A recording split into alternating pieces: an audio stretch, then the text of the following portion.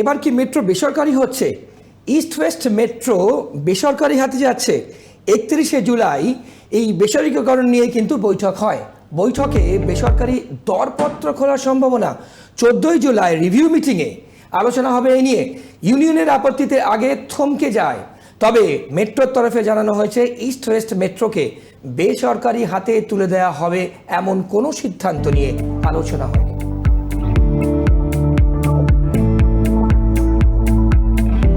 এরই আপনাদের সামনে রাখবো অধীর রঞ্জন চৌধুরী ঠিক কি বলেছেন, শুনুন।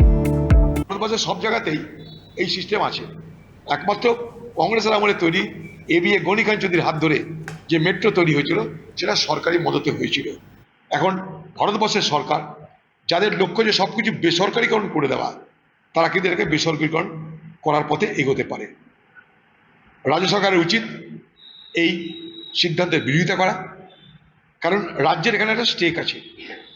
যেহেতু এই রাজ্যের এটা মেট্রো, তা রাজ্যের বলার অধিকার আছে। রাজ্যের উচিত এটার বিরোধিতা করে কেন্দ্রের রেল দপ্তরের সঙ্গে কথা বলা। বাংলার মুখ্যমন্ত্রী একদিন রেলমন্ত্রী ছিলেন, তার দলের 2-3 জন রেলমন্ত্রী ছিলেন, তাদের উচিত কথা বলা, ইমিডিয়েট কথা বলা।